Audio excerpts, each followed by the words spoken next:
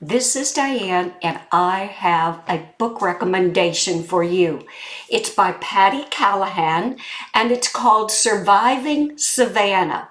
This is chapter 1, titled Everly. I was born in water. For all of my 32 years, my mom, Harriet Winthrop, had told the story over and over to anyone who'd listen. I could recite her words verbatim. I'd been told them since my memory began.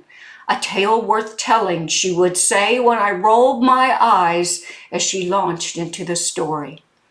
There I was, my darling, only in the beginning of labor.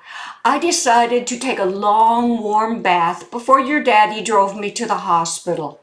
Here Mom would laugh and shake her head and pat her hair in place. The pain was so mild, I thought sure I had hours to go with you tucked warm inside me.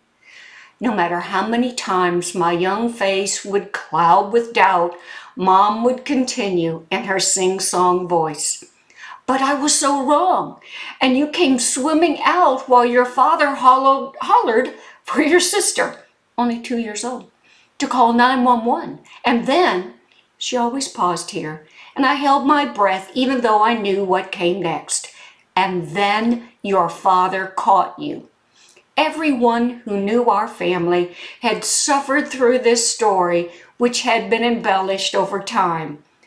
There was the other part of the tale where Father had wanted to name me Selkie, but Mom would have none of that silliness. Her children were named after their ancestors.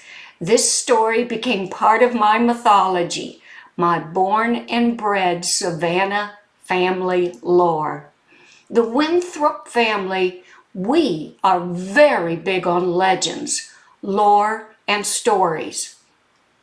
But it was my grandfather, Papa, to me and my sister Alin, who told the best stories. He regaled us with fantastic tales of a land beneath the water.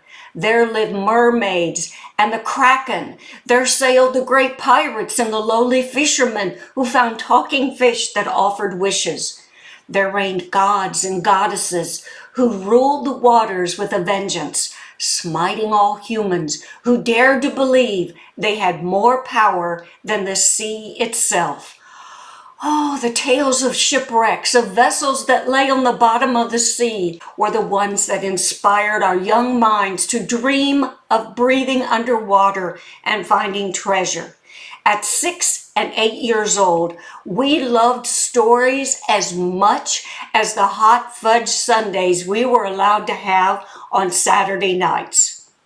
I don't know about you, but I was hooked. And you will like this story better than a hot fudge sundae. It's called Surviving Savannah, and it's by Patti Callahan. You will love it.